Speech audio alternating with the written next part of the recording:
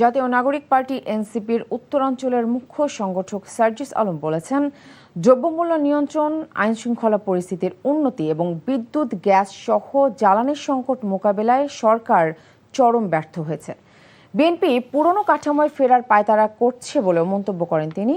দুপুরে ফেনীতে সমন্বয় সভা শেষে সার্জিস আরও বলেন, জুলাই সনদ তো দূরের কথা, নিজেদের ঘোষিত ৩১ দফার সঙ্গেও প্রতারণা করেছে বিএনপি। অভিযোগ করেন, বিএনপির গুম বিরোধী অধ্যাদেশকে আওয়ামী লীগ সরকারের সময় প্রচলিত আইনের চেয়েও দুর্বলভাবে উপস্থাপনা করা হচ্ছে। মানবাধিকার সংক্রান্ত যেসব অধ্যাদেশ বাতিল করা হয়েছে সেগুলো আগের অবস্থাতেই ফিরিয়ে আনা হচ্ছে। বিএনপির প্রতি মানুষের আস্থা কমছে বলে মন্তব্য করেন এনসিপির এই কেন্দ্রীয় নেতা।